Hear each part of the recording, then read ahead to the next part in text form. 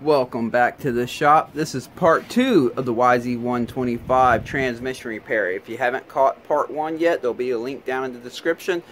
But this is going to be pretty much the same steps from 2022 to 2024 or current YZ125. In this video I plan to reassemble the transmission and the whole bottom end, the whole motor actually. I'm going to try to get it on the bike and get it started up in this video. If I don't get that far, there'll be a part 3, but I'm aiming for that. So let's see how far we get. I'm kind of getting a head start on this. The parts that were on back order for this transmission arrived today. At least that's what the tracking says. So I'm going to get started on it now, and hopefully right when I need them parts, they arrive. Brand new case. If you don't remember part 1, that case got destroyed. So we have to put all the bearings in here and stuff, including that one little bearing that goes up in here for the clutch actuator lever. Okay, we have several bearings right here. Let me run to the parts real quick.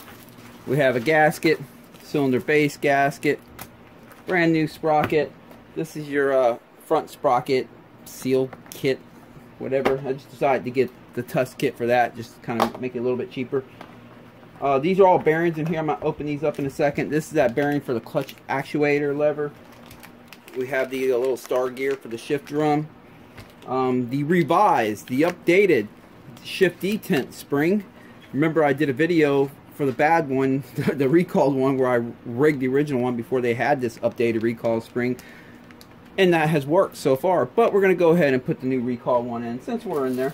Some brand new crank seals. Some various seals for that case over there. That one idler gear that was completely stuck and I had to cut off. That's the little clip for the I believe that's for the front sprocket. Yeah. And then we have these little C-clips for the transmission and this seal. I don't remember what that's for, but I guess I'll figure it out as we go along. Alright, I got to get these bearings in the refrigerator, or the freezer. I need to get them nice and frozen. So when it's time to put them in, they just slide right into the case. Let me go ahead and take these all out of the bag. By the way, the owner of this bike opted to go with the cheaper of the two options. Option 1 was replacing every gear and every part that showed even minimum wear or damage. And option 2 was replacing all the stuff that I knew just needed to be replaced, but some of the gears that might have had a slight little wear mark on it, or a slight something, maybe just taking the risk with them. And he chose to do that. He chose to go with option, the cheaper option. He also chose not to replace the piston while we're in there. I did suggest it because, in my opinion, it is kind of about due. It's getting there, but he chose not to. So you know, it is what it is. It'll run good when we're done, though. It'll be okay. But he's definitely gonna have to do a piston pretty soon. Okay, we got one more bearing here. Okay, I'm gonna go put these in the freezer, get them nice and cold, because that way, when it's time to put it in the case, they'll just slide in. Oh, check this out. As I was going in the house, put them in the freezer, took a look at the mailbox, seen that the mail already arrived. Sweet! The parts are here that we were waiting for. So let's dig through these real quick. Okie dokie. We have one of the gears there. Another gear here. And another one right here.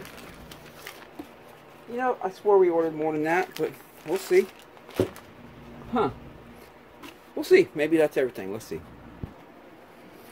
Alright, let me cut the stuff out of the bag. I have the old damaged transmission right here.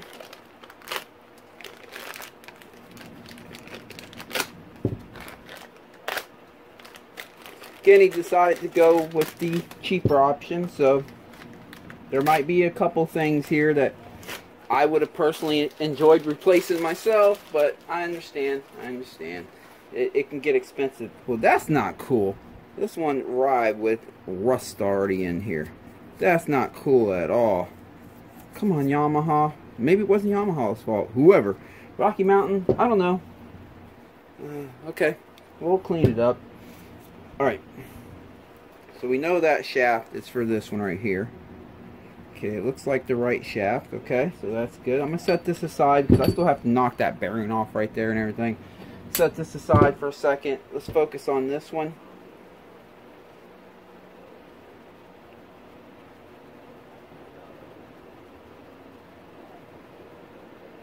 Okay, that's right. This one had damage right here.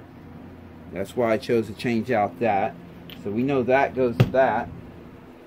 Looks like these two gears go to this one right here. Let's see. I believe that's that one. Oh yeah, that's right. Damage right there. Whoo! Nasty little damage too. And then this one is the end gear here. Let's see, where's the damage at on this one?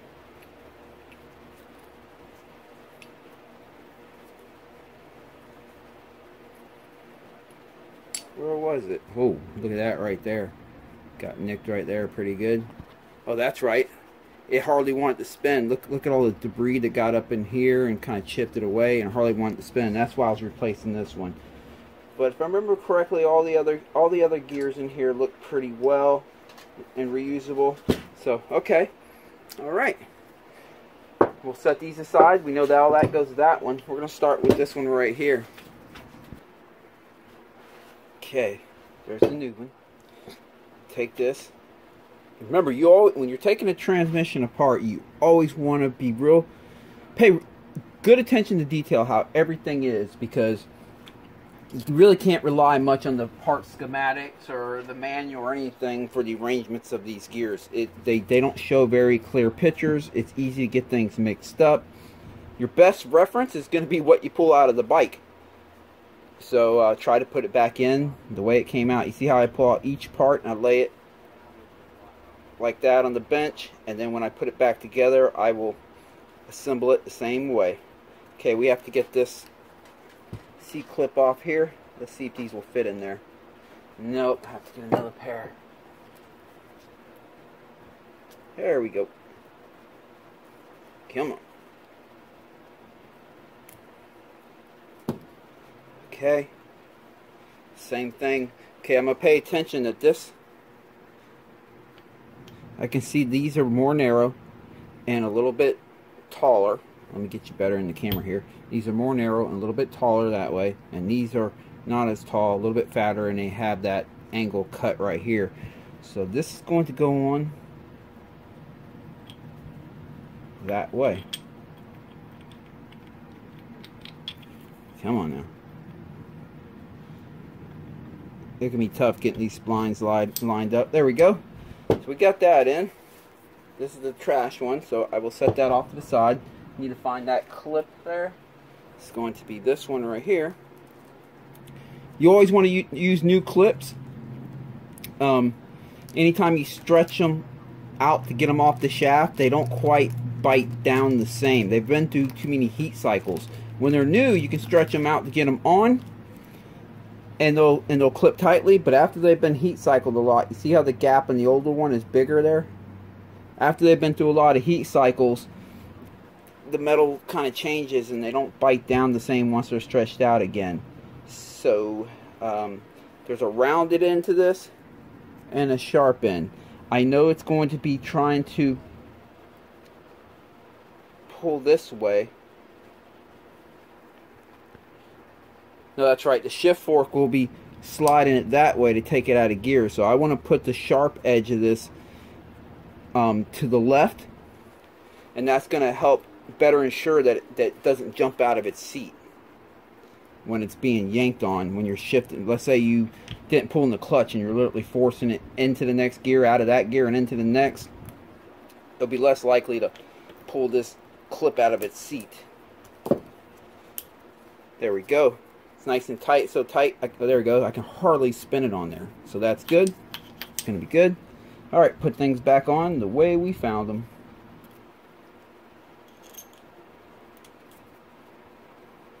See, it was stuff like this that I was hoping to replace. You see that ever so slight wear? Let me get something to point with here.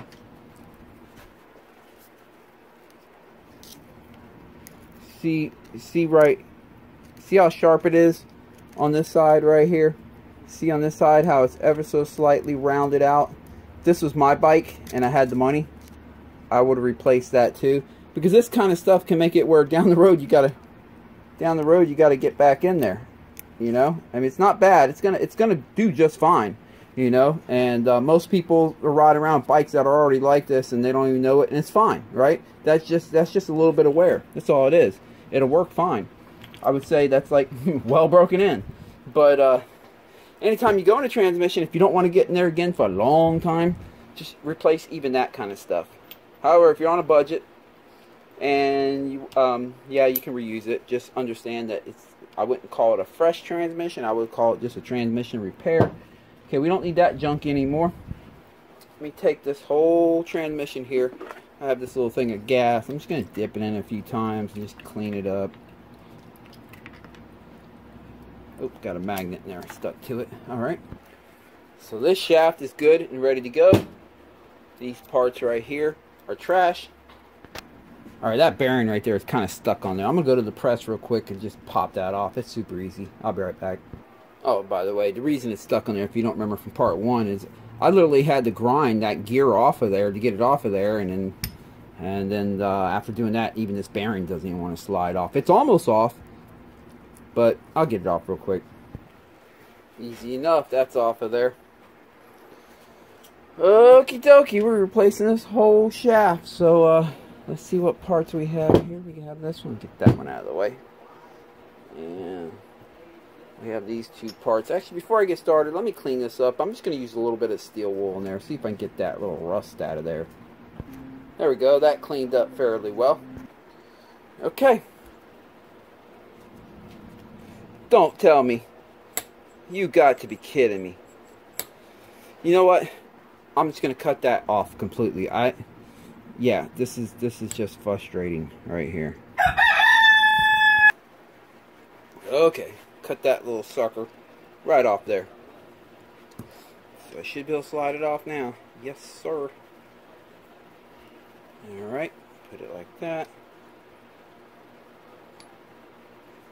Put it like that. Got a clip there. Let me slide this over just a little more. Give me some room.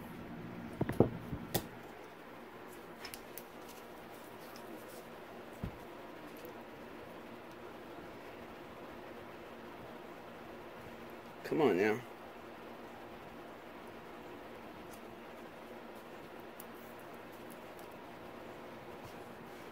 Right there.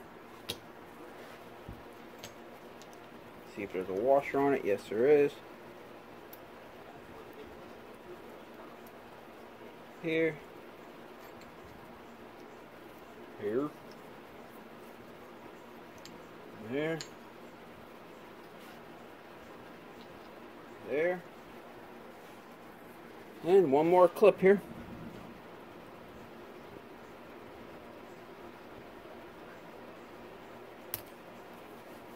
Dang it.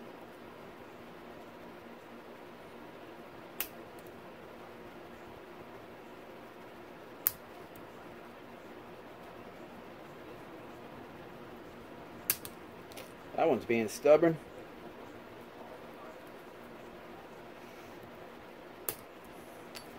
I think I got it out of the groove. Let's see if I can slide it up. Yeah. Sometimes it's just easier to do that.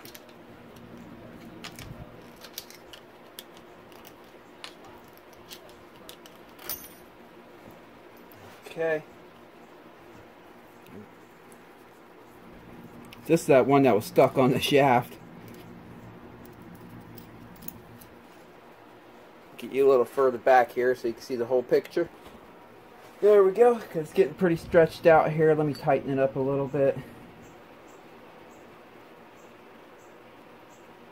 Okay, I already took the washer off there. Let's see if we can get this. Yes, we can. I just want to make sure there's no washers behind it or anything. Doesn't appear that there is. Yeah, it looks just like the OEM one, I mean the new one here. So, alright, that's trash. Okay. Let's see. That was this gear at the very end. Okay. I see it has that little marking right there and right here for oil to get up in between there, and that's on this end right here. So let me swap that out. Okay. And then we got the other new gear here. That's going to be this one. Yes, it is. So let's swap that out. There we go. Alright.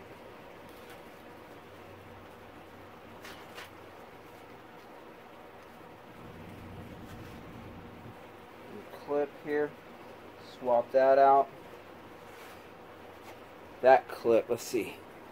This clip, either they forgot to send it or I forgot to order it. So we're going to attempt to reuse it. As long as it fits good and tight and there's some friction when I go to spin it, I'll consider it good. So let's see. First gear that I'll be sliding on. Yep, goes on that way. There we go. Then we have this washer. Splined washer, whatever you want to call it. Now we have this clip. Remember the sharp end. There's always going to be a rounded end, the way they stamp them, and a sharper end. I'm going to put the sharper end faced on the right side because when this gear gets slid off, it's going to try to slide that gear with it. And I've got to give this clip a fighting chance of not jumping out of its seat. Years ago, I had one jump out of its seat. It's pretty damaging. It sucks. You don't want that happening.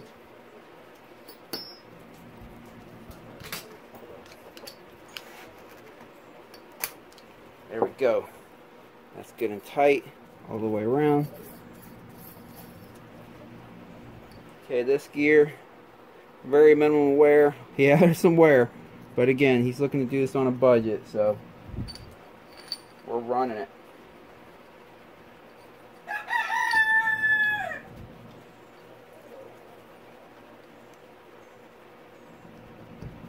There we go. Let's see how they fit into each other here. Feels good. That'll be good. Okay.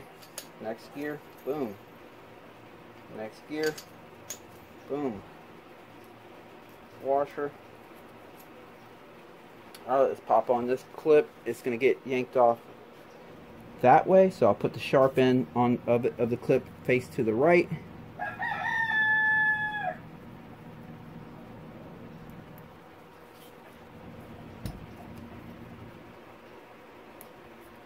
Well, yeah, it fits pretty tight. So this one's going to be okay. Yeah, it's going to be good. Nice and tight fit there. I can hardly spin it. Yeah, there's a lot of friction. Alright, that's going to be good. Good thing.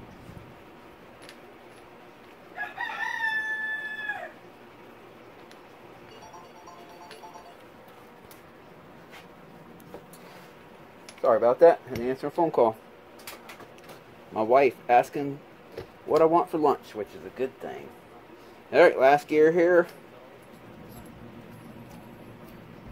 Hey, that's it right there. Take all these broken parts, worn out parts, and get them off the bench. There you go. Rebuilt transmission. Well, not yet, but we're getting there. Excuse me. Okay, I guess I can set this aside now. And we got to start working on this case. But first, let me get the old case out. Alright, I guess I'll start with this half. I'm going to have to strip it down. But I'm first going to start with the crank bearings. Get these out of here. Got to knock that out. The reason I'm going to start with this is because we're reusing the crank bearings. Again, it's not what I want to do. I really would like to put new ones in. But again, the owner's on a budget. And that was his request, so that's how it is. What am I looking for here? I have new crank seals, so I can pretty much bust these out any way I want.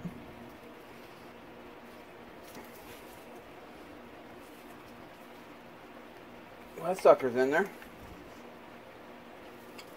Let me try it this way.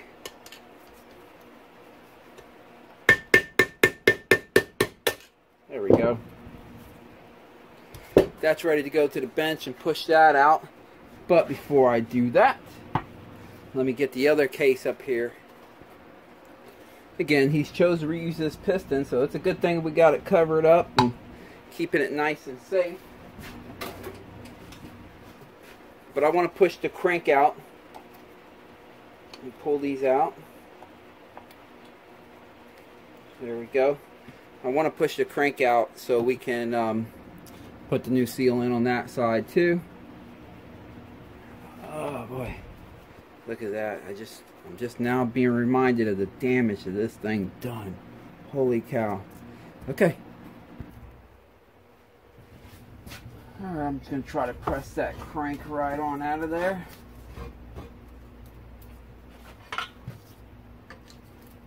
If you don't have a press at home, you can take the nut that goes in the shaft, bottom it out, and then put a socket on it. Lay the case on some wood like this, and just hit it with a hammer. It'll come out. If it's being real stubborn, put the case in the oven at about 170 degrees. Only get it to about 170 degrees. Then try again, and that'll loosen things up, and it'll come out then. But since I have a press here, I might as well use it.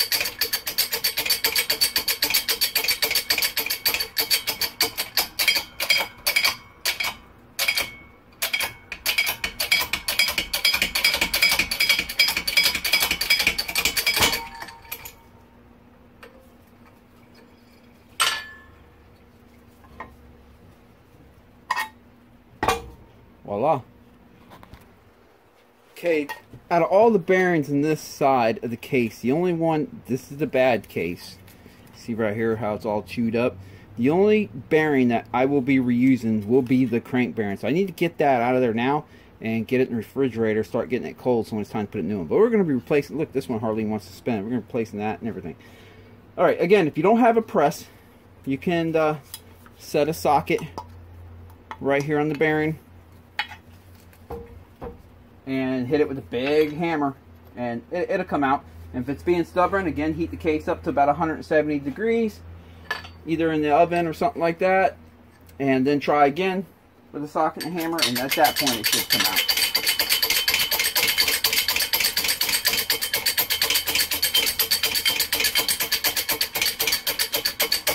Throughout my life, I've done a million of these without a press. It's totally possible and doable and works fine.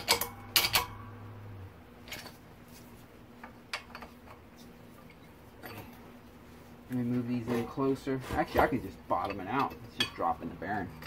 Be less stress in the case that way. Because I don't have this hot, so it's going to be, if it does become too tight, I will heat it up, but let's see. That's moving.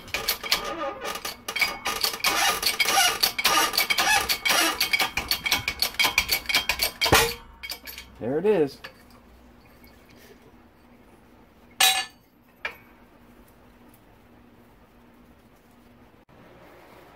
By the way, I decided to check the crank true while I had it off. It was a 0.08 out. So far I've got it down to a 0.05. Now 0.04. I'm going to get a little bit better than that. Actually, let's see. I don't know if you can see that on the camera there. Let me get you up in there a little better. There you go. Yeah, 0.04. That's a lot better. It was 0.08. And here's what I'm doing. Basically, it needs to be pinched in tighter right here on the opposite end of where the connecting rod bearing is at. So let me give it a little bit more of a pinch. And by the way, if you're interested in crank truing, I'll have a link in the description where I trued my own crank, with another link in that description of the guy, Two-Stroke Stuffing, who actually, his video showed me how to do this, which is really cool. Alright. Don't want to go too far with it. A little more. There we go. Okay, let me get on the stand and see how that worked out. Got a little bit closer. 0.03, which is actually in specification. They claim up to 0.03 of a millimeter is acceptable. I'm going to give it a hair bit more Just a little bit more of a cinch, see what I can get it down to. Be right back. Okay, this is the best I can get it right here, I believe. Let's see. I mean, you can't get any better than that, can you?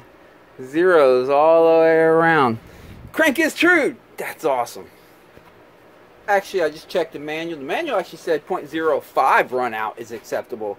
I know in the previous model, the 05 to 2021, it was 0.03. So they actually allow a little more run out on this model, which is surprises me. But we got it down to 0 run out. Hey, you know, you can't complain. I'm gonna check the other side just for craps and giggles, but you don't have to really. If we got one side perfectly true, the other side's gonna be true as well. Like I said, just to prove my point, all zeros. Yeah, we are good to go. Okay, let me get this thing in the freezer. We need to get it nice and frozen. I'll also put the crank bearing in the freezer too. That'll make it a little bit smaller, so it's going to slide into the case easier. Okay, this side of the case, this is the junk side. I'm going to set that aside for now. We'll work on that one in a minute. I'm first going to start with the good one here. And I just remembered, I don't have to press this bearing out because this case is good. All I'll have to do is put a new seal in it when it's time to put it together. Really, all I got to do on this side is just clean it up. It's got metal debris everywhere, junk. Oh, and we're going to have to put these bearings in right here too. So let me clean it up first, and we'll start working on them bearings. Okay, I took a good look at the crank bearings, the inside race, and also the race on the crank, just to make sure it hasn't been running like that out of true to the point that it wore things out. And it looks like nothing was worn out. I'm starting to wonder if it just kind of got pulled out of true when I was splitting the cases, because these Yamahas, when they're virgins, the crank bearings fit so tight on the crank, and as we're splitting the cases, it can kind of, so no big deal. That's why it is good to always check your true if you can. You can makeshift your own true stand and buy a dial indicator like I have. It's easy to do, it's cheap, and it's good to do. It can save you money in the long run, because when a crank is out of true, if you watch my crank truing video, I explained that a little more in detail. When it's out of true, it does prematurely wear out your crank bearings and the crankshaft. Okie dokie, where do I start? I guess I'll start with the studs. I know I got to get these out, so let's go. Oh yeah, let me pull this sucker out too. I don't need that sitting in there for now. Alright, we got that out. What would it take to get this off? Because the new one didn't come with that in there, right? You see it's missing. So from this end, it looks like we might be able to just punch it out gently. Let's see. Let's see here. Yeah, it's popped right on out of there. Alright. Let's knock that in the new case here.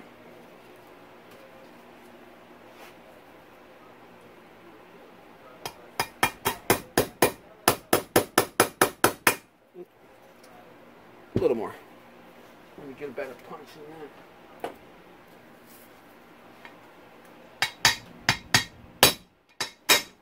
that. Alright.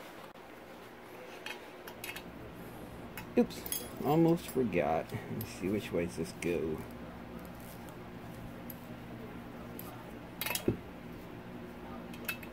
Just gonna lock two nuts together here.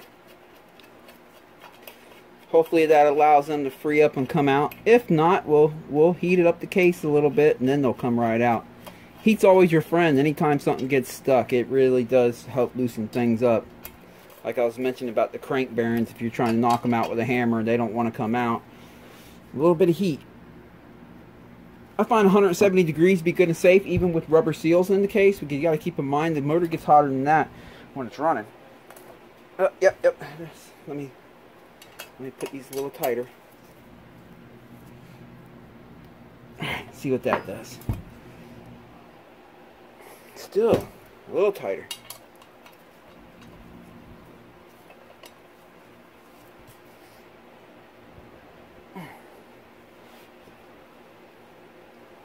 Okay, if that don't do it, I'm going to heat up the case. That did it. Alright, good deal. Alright, pop it in the new case here. Let's see, that's going to take it off. It's going to go. that way.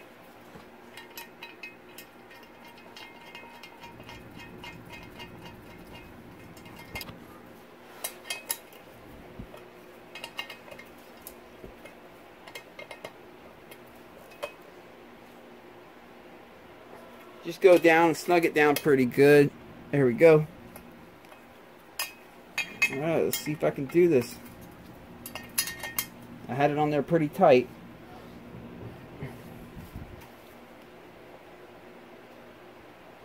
Yeah, there we go. Woo!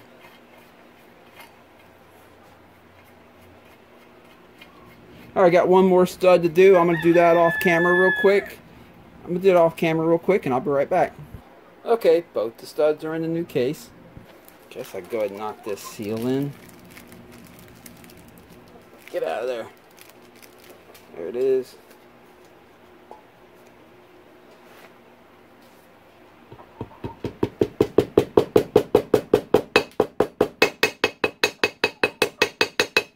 Good. Okay, I'm going to go ahead and put this on the grill for a couple minutes, get it nice and toasty. We'll start knocking some of the bearings that are in the freezer, start knocking them in. I'll probably start with that one right there, but let me go ahead and get this toasty.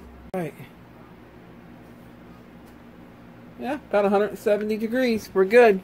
Let's grab that bearing and pop her in place while she's nice and cold. And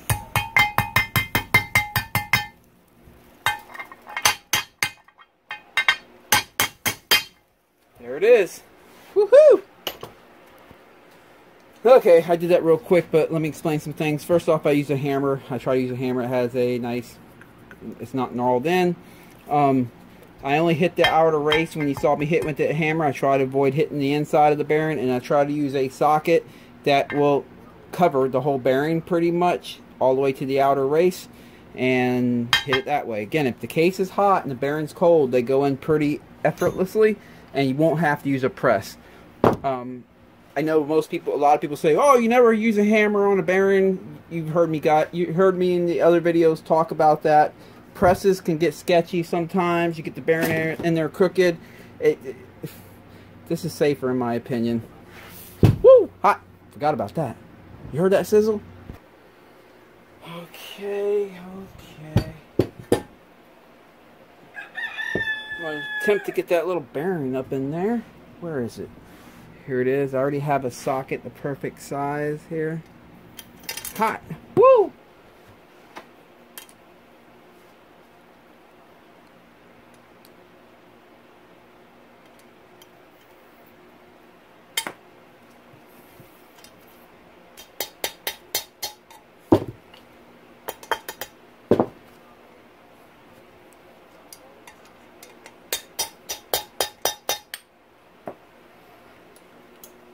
Come on now. This is not working to my favor. It's not easy.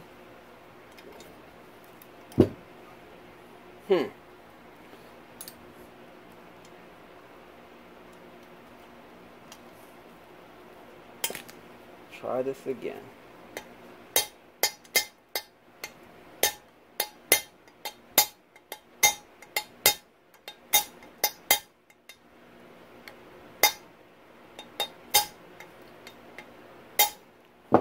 Back into the camera here so you can see.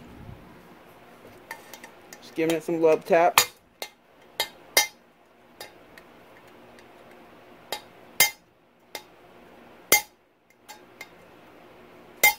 This thing's just so hot. There, that'll allow me maybe to hold on to the case, keep it from sliding.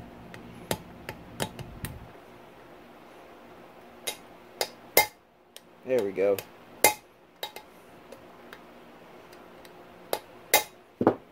Change my glasses, get some better glasses on here.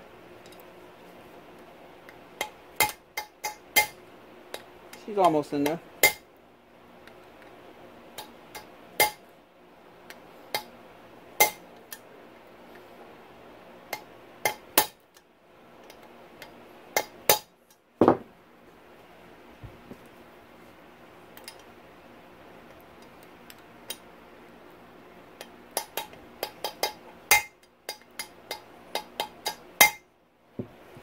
So close.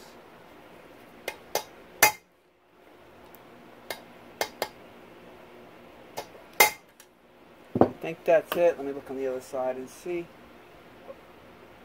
It looks like I can get her in a little bit more. Let's see.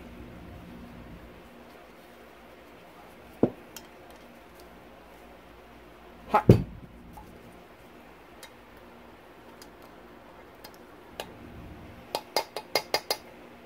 Damn, that's hot.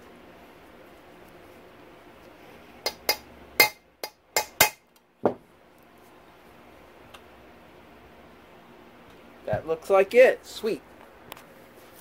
Blow it out. Alright, where'd that part go? Let me just, before I put the seal in, let me make sure everything worked out good with that. Yes, it did. Sweet. Okay, I'll put that seal in later when it cools down because that sucker is hot. Okay, I have the case. Okay, where's my tools at here? Let's go ahead and knock these out. I'm gonna need that for the new bearing on the other case. And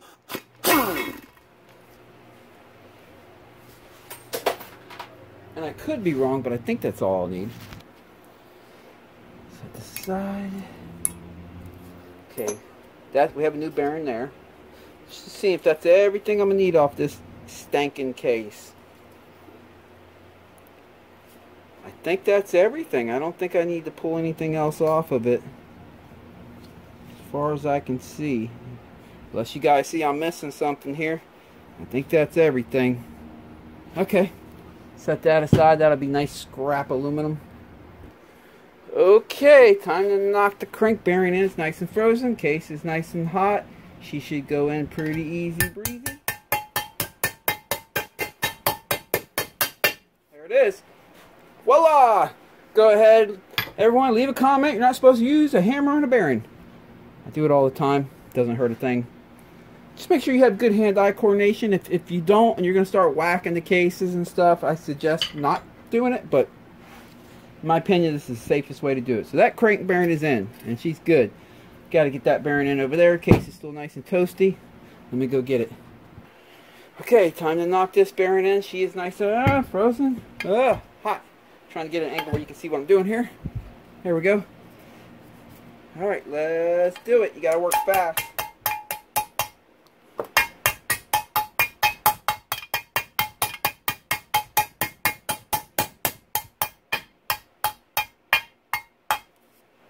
There we go. But I'll be honest, I say that jokingly. Man, I receive so much love from you guys in the comment section. It's awesome. I appreciate it, guys. I appreciate you watching these videos. I don't receive much negative at all, and that's awesome. Every so often, I'll get someone that clicks a thumbs down on a video. I don't understand why. If you don't like it, let me know. When you just click thumbs down and you move along, how am I supposed to know what you liked or what you didn't, or what you thought I was doing wrong? Leave a comment. Let's talk about it. But for the most part, I get all thumbs up. I get all love in the comments, and I appreciate it, guys. I really do, and I appreciate you guys sitting and watching through these videos. I hope that they are entertaining and informative. I especially like it when I get a comment from someone that said they watched the video to get through their top-end rebuild or their bottom-end rebuild. That's awesome. A lot of times, people tell me that they wouldn't have had the confidence to do it if it wasn't for this detailed video, and man, that just makes it all worth it to me. It's awesome that I'm doing this. I feel like it's awesome for me that I'm doing this because it's helping keep people out there riding their motorcycles, and plus kind of pass on some of the stuff that I've learned through the years. All right, I don't know if you saw what I was doing here. I'm sitting here doing stuff, not talking. Put Loctite on these.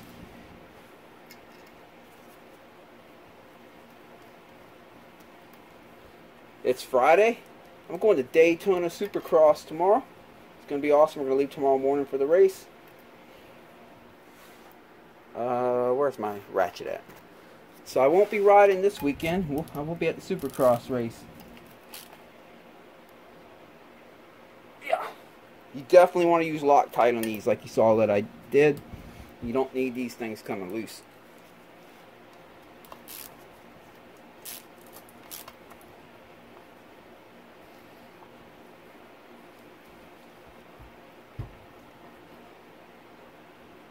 you want to put them pretty tight too. Okay. Okay, I think this case is done except for that seal right there and the seal that goes right here. I'm going to let it cool down before I fool with them seals. This thing's just really hot. I'm going to set this aside. I'm going to go clean the other case and we'll start changing out the transmission bearings on that one. I'll be right back. Okay, I got the right side case here nice and cleaned up. And I went ahead and removed all of the old Yamaha bond off the cases. Let me go ahead and remove this bearing. I'm going to be keeping this bearing for the shift drum, but we will be replacing that one. So before I heat this case up, let me get that bearing out of there.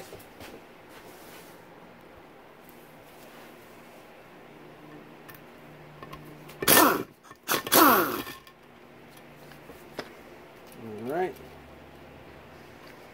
These are usually not in there that tight, so I pressed on because seriously, sometimes they just slide right out. So let's see. That one's actually in there pretty damn tight.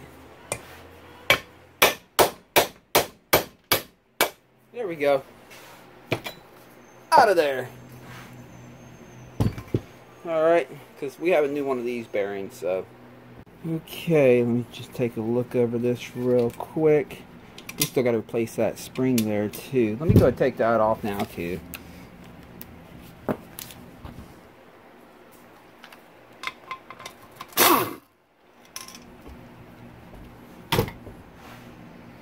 Set all this aside. That's that spring that I modified. It worked. To get us through until the recall came out. We have the new recalled spring to put in. Okie dokie.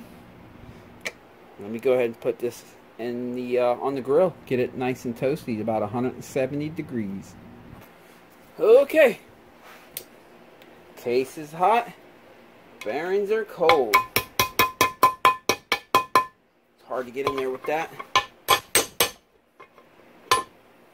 That fell right in. That's good. Last bearing here.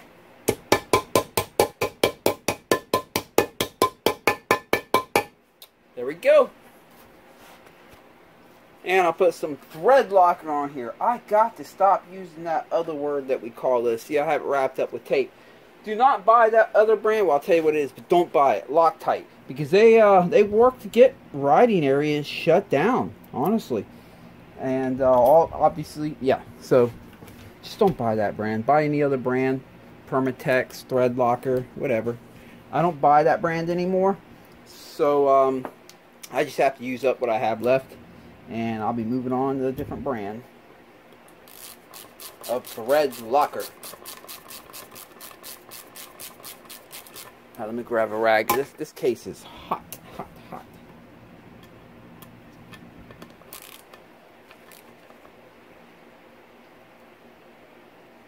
There we go. Oops. Alright, let this cool down for a little bit and then we'll go ahead and assemble the transmission. Crap. We'll go ahead and assemble the transmission in the case. Guess I'll go ahead and knock that seal in here. Or yeah, she's nice and cool now.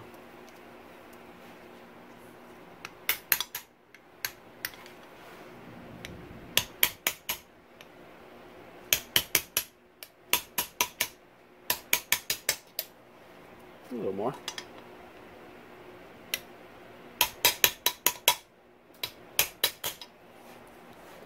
Alright, pop this in place. Let me clean it up. Feels good. Just leave it like that. Okay. I can touch this one now. So, let's go ahead and assemble it. Okay, slide the transmission on in.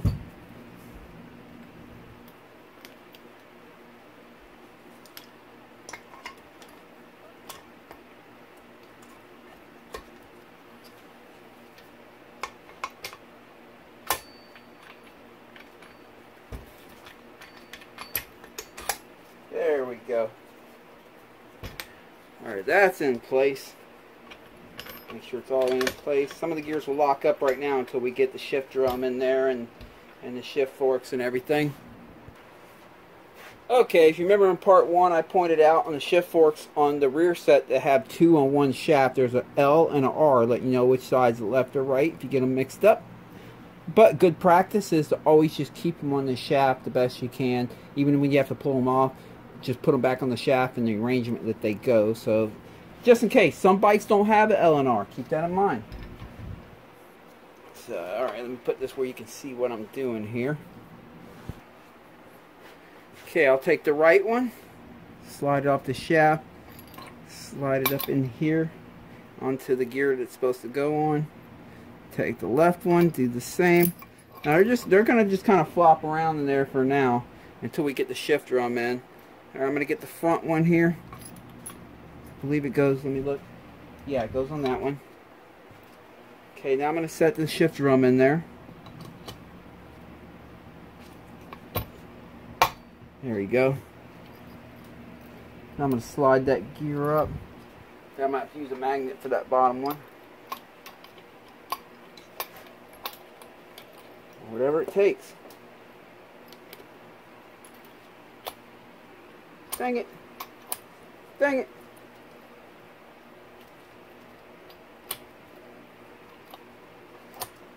Crap. Fun. Start over here.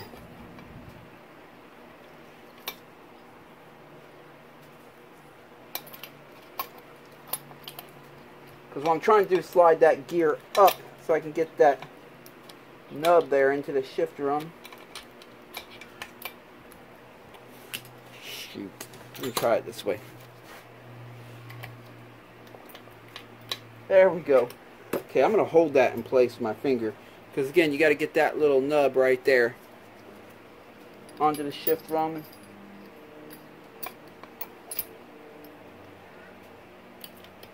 Alright. Oh, wrong one.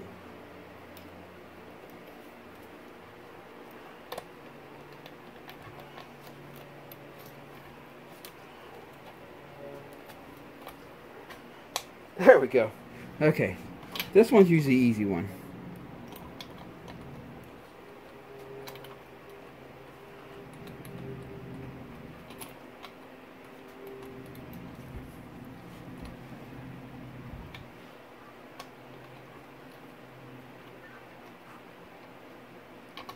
There we go. Make sure you get them all the way down. Alright. Before I go any further, you can see now we can spin the transmission without nothing binding, because now the shift drum and the shift forks are holding it, and whatever gear it might be in right now, who knows, it's not neutral, I'll tell you that. But we don't know what gear it's in yet. Okay, I'm going to keep my hand back here and just hold all this stuff in place.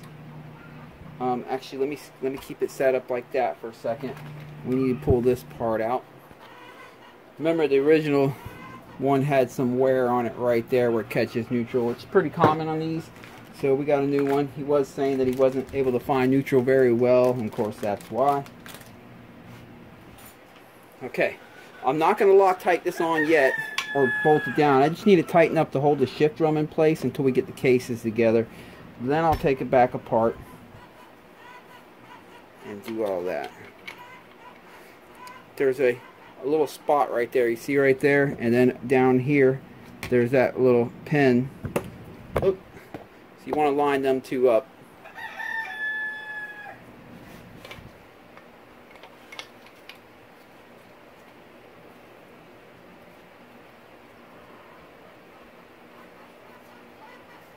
I believe that's it.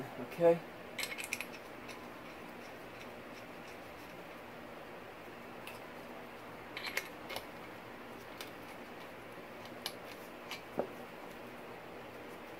Alright, that should be good enough. Let me give it a little bit of a torque, just a little bit. There we go. Again, I'm going to be popping that back out and putting Loctite on it after we get the cases together. Push everything back in. Okay. That's in place. We'll be running through all the gears after we get the cases together. Just make sure everything's good. I'm going to be assembling everything on the right side case so that the left side case will be more or less just a cap. So that all I have to do is just slide it on. So in order to do that, let's see, I'm going to need this right here. Put that in place. This right here. And this back here. This has a rubber O-ring that goes on right there, but that's what that O-ring was. That I was like, I don't remember what that is in the beginning of the video. That's what that's for. I bought a new one of them.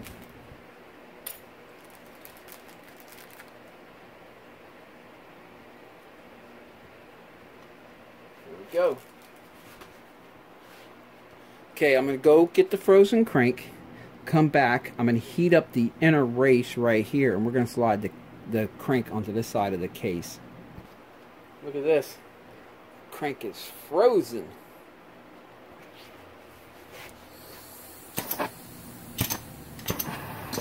Shut off my light. See what I'm doing here? Okay, I don't have the seal in yet, so there's no risk of me melting the seal. I'm just going to heat up the inner race of this bearing a little bit. You don't want to get it, you don't want to blue it, you don't want to get it red hot and blue it. You just want to get a decent amount of heat in it. It'll expand, and with that frozen crank, they're just going to slide right together. We won't have to force a thing.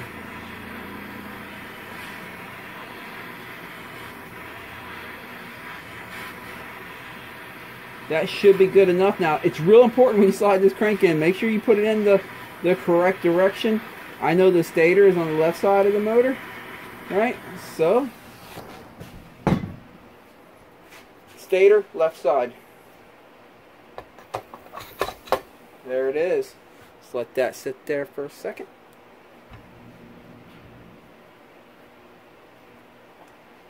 Alright.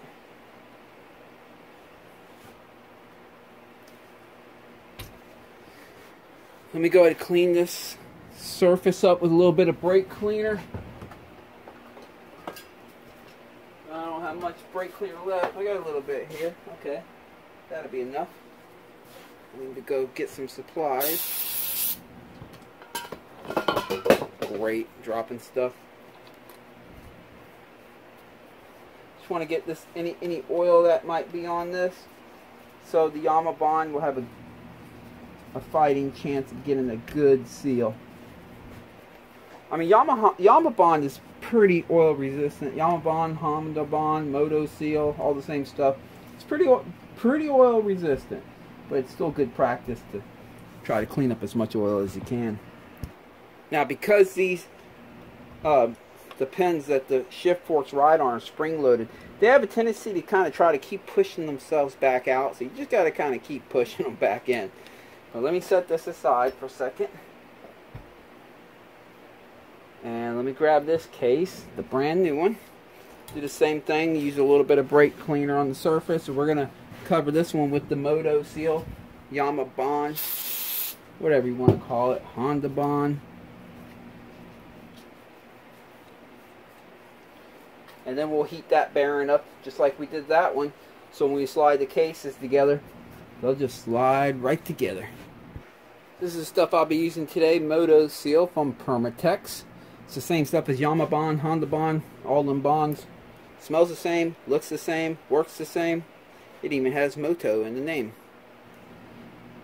I'll be using my bare finger for this one. Let me get some better glasses. Alright, now I can see better. I didn't have to wear glasses just 3 years ago. I'm not even kidding you. And thought my vision would be perfect forever. And it just started sneaking up on me. I noticed that when I looked at like jets and stuff, I was having a hard time reading them. That's how it goes. I'm 47 now. Guess just age. But if you see what I'm doing here, I'm just putting a thin strip of this stuff all the way around the case. I'm going to knock this out and I'll be right back. Okay. Into this right here. All of this area. You want to go all the way around the crank. Any spot that you notice that the two case halves touch each other, you want to put a layer of Yamaha bond on it.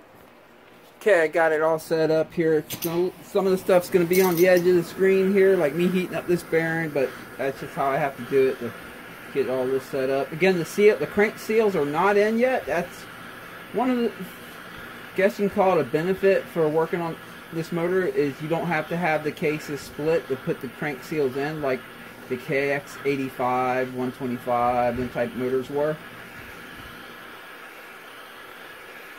Same thing, get it nice and toasty, and it should slide right together. I also do not have the seal. Let me see here. Yeah, so I'm also going to do where the rear counter shaft, the rear sprocket, that bearing back here, I'm going to get a little bit of heat on that too. The seal's not in back there yet. And that's just going to allow this whole thing just to slide together loosey-goosey.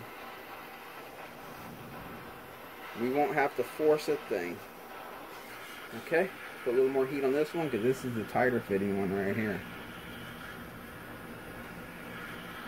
And you don't want to glue it. You don't want to get it red hot. Just want to get it nice and toasty. Alright, it should go together. Great, dropping stuff. Let's do it.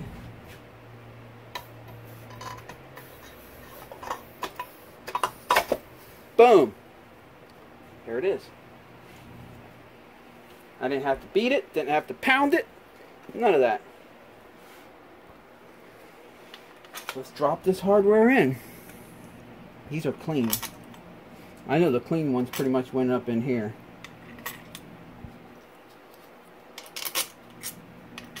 I can tell which ones go in what hole, or if I have the right length one in the right hole, because see how far this one sticks out? We can't really see it from the camera, but it's about 2 fingers. They should stick out about 11 or 12 millimeters if you have them in the right hole. And they will all stick out equal amount. This one goes right there. Look at that. See, it's less than a pinky. They'll all stick out equal amount, less than a pinky, when you have them right in the correct hole.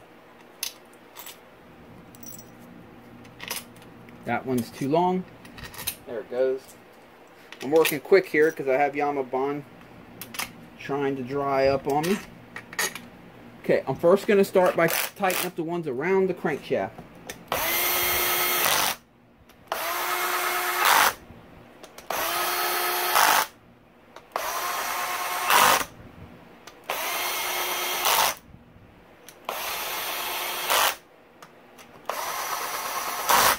Okay, now I'm going to tighten them by hand. I'll worry about the transmission ones last.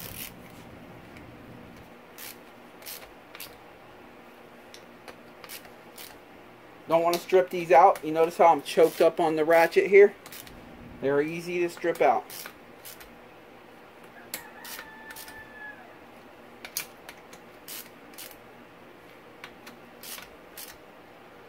Okay, I'm going to get the ones on the transmission now.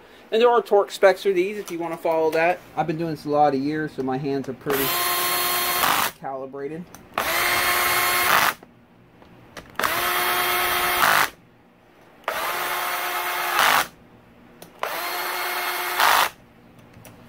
Alright.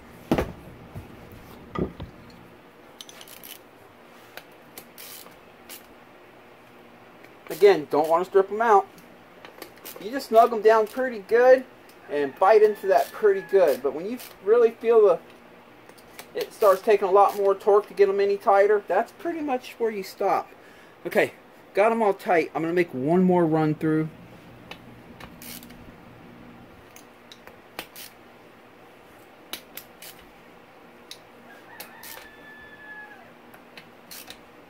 Usually on the second run through you can get them just a hair bit tighter each, because at that point it's had some time to squeeze some of the Yamaha bond out of the edge, out of the seams and the edges.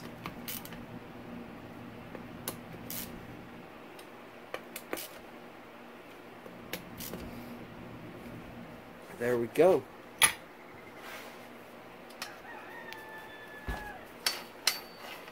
Transmission shift spins. The crank will probably be stiff. Yes, it is. That's okay. We're going to shift the crank anyway. You'll notice that, I don't know if you can see it or not, but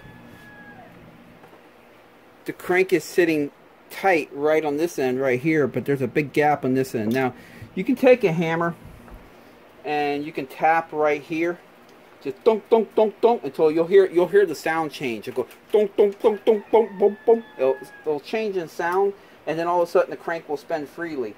It's just the bearings are kind of binded up against each other. That's perfectly normal. I mean, it spins, but there's some friction, and you can even put it in the bike like this. It'll be a little bit difficult to start, but once it starts up, it'll free itself up. But what I'm going to do, instead of hitting it with the hammer, is I'm going to break out the case splitters real quick and see if I can push that crank over.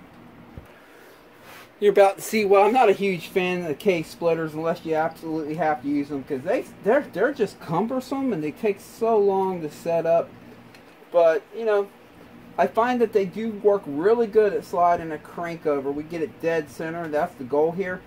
In the past, I've checked, if you get the crank dead center in the cases, that rod will be dead center in the cylinder, which is good. That's what we're looking to do here. Some bikes you'll find that they're offset, and you'll see that the upper rod, the upper part of the rod has been riding on the side of the wrist pin, on one side or the other, and that's just because the crank's not centered.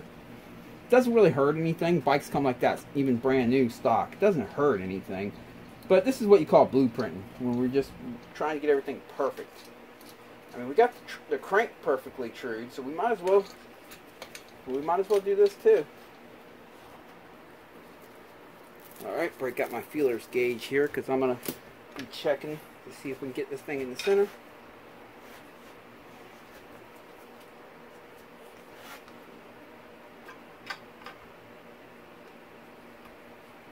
Let's see where we got it. Still needs to go more.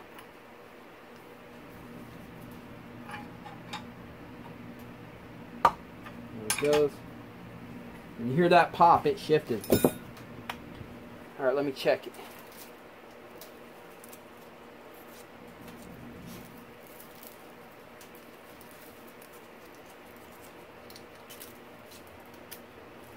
A little tight here. Still a little loose there. Go a little bit more. Here we go.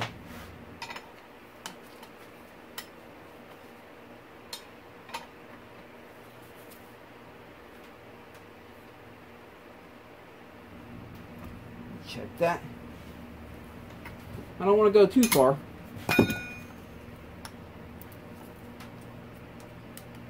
Still a little tight.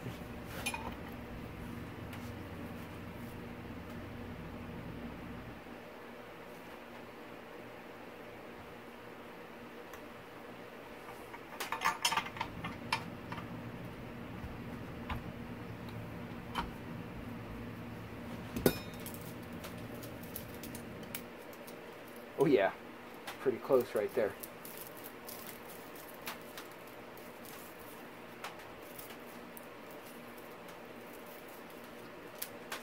Let's barely get that in. A little bit of friction there. I think that's going to be good right there.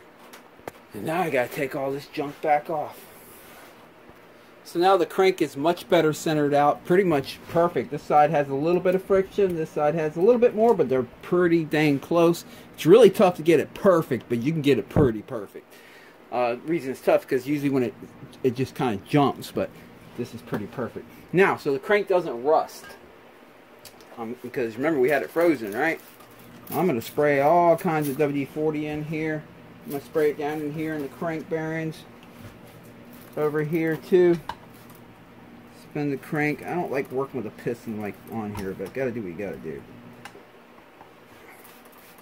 I would have liked to just have gotten a new piston, but it is what it is. Okay. I'm gonna let that sit in there for a minute and dump that WD-40 out. I filled that up with WD-40, not fill it up, but got quite a bit in there. Spun the motor a few times, then I laid the motor over and blew it all out. But you can see now the crank spins nice and freely. Again, you can just tap on it with a hammer. If you feel better putting the bolt in here first, you can tap on the end of the bolt. If you're going to do the tapping method, I try to do it right away as soon as I get all the case bolts tightened up while the crank is still somewhat cold. It's going to slide to the crank bearings a little easier that way. And just give it some lub taps. Dunk, dunk, dunk, dunk, dunk. You'll hear the sound change, and the crank will free up. And you can even you can even blueprint the crank and get it dead center too, by doing the tap method if you want. Just use a set of feelers gauges, slide in between the case and the crank like that, and that'll do the trick. Okay. Gonna pop this sucker back off now.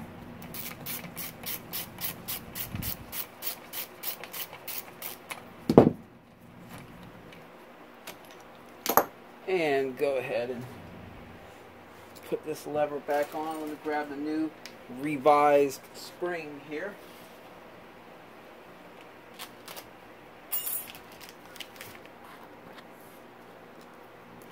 Just want to test this transmission. Make sure. Oh, wait, yep. Which way does this sucker go anyway? I believe it goes that way. Loctite.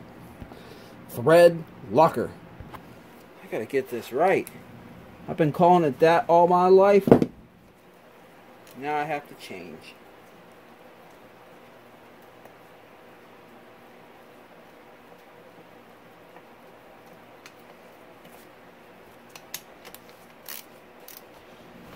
Don't strip it. Here we go.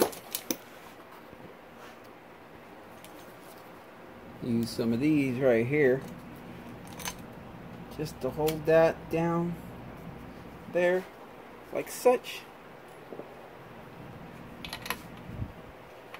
Actually, let me get it on there a little better than that.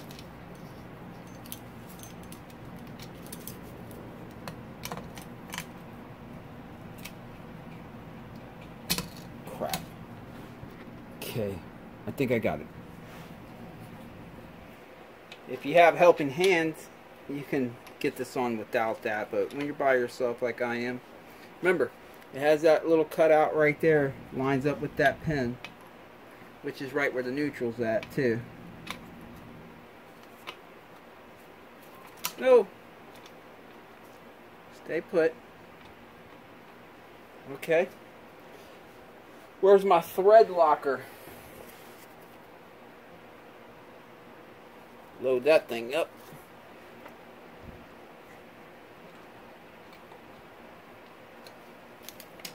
Grab my 12mm socket.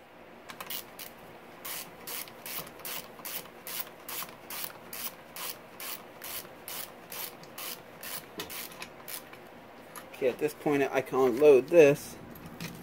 And now we're just going to tighten this by hand. Remember, you're pressing on the transmission when you do this. You don't want to go too crazy. That's why I put a significant amount of Loctite on it. You want to get it tight, but don't go too crazy. There we go. Alright, let's test the transmission out. Let's do that.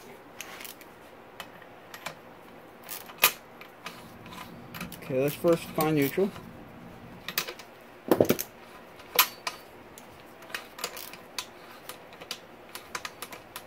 That might be 6. Let's go the other way.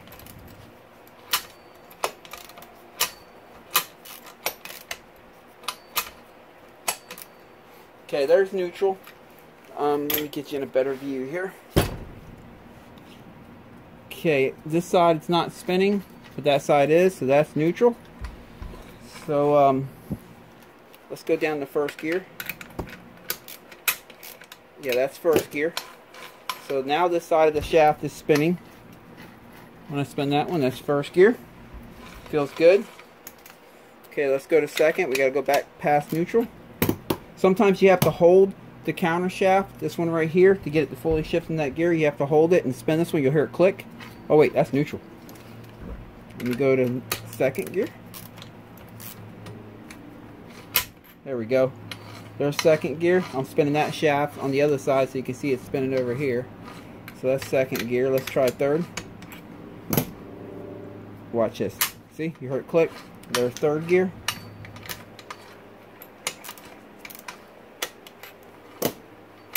Fourth gear. Fifth gear. Sixth gear. No more gears. We are good. Get it back neutral.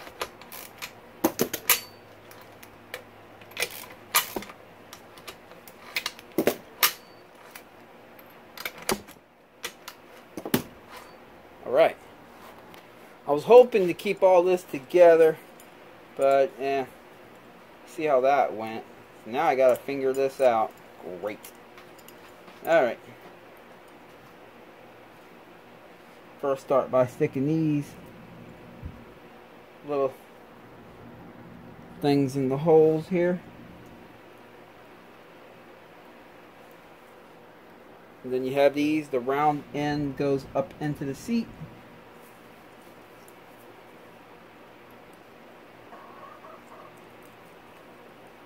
Let's see what we can do.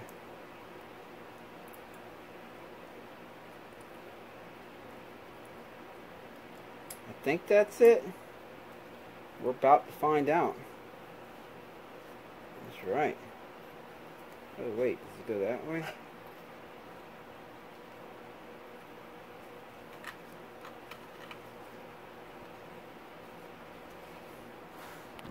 Wait, I had this backwards. Goes in. I believe that's it right there. Let's see. Yes, that's going to be it right there. I'm trying to give you a good view in case you have to figure this out yourself. Okay. My bad. Once you get it kind of seated in there like that, press it down and just pop these in. There it is. Woo! Alright, thread locker time. We're almost done with the transmission part of this.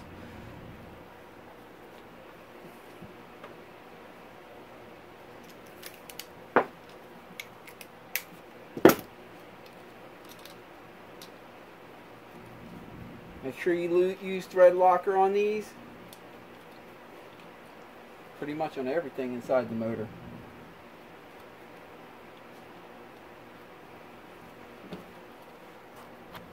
And the same thing. Don't want to strip them out. Tighten them down pretty good. There you go.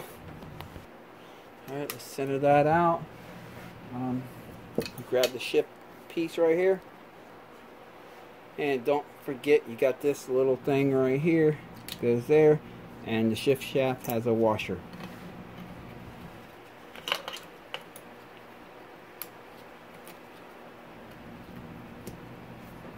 There it is. Now let's double check the work one more time. Then we grab the shifter. There you go. I'm just going to pop the shifter. I just want to make sure the shifting I know it goes through all its gears, so I'm just checking, make sure the shifting mechanism works. It does. Let me see if I can get back in neutral. Dang it.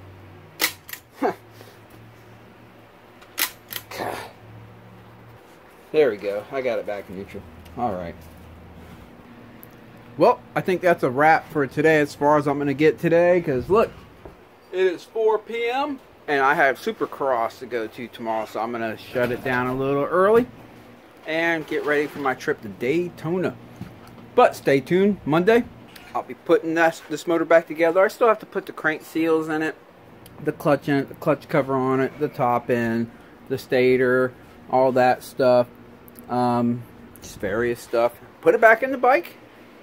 Put some gas in it, some coolant in it, and oil in it, and start it up. That's going to be Monday. That'll be posted Monday evening. So I hope you guys enjoyed this. I hope you guys have a great weekend of riding wherever you're at. Enjoy the Daytona Supercross. I'll be there. If you see me, give me a shout out. And catch you next time. See ya.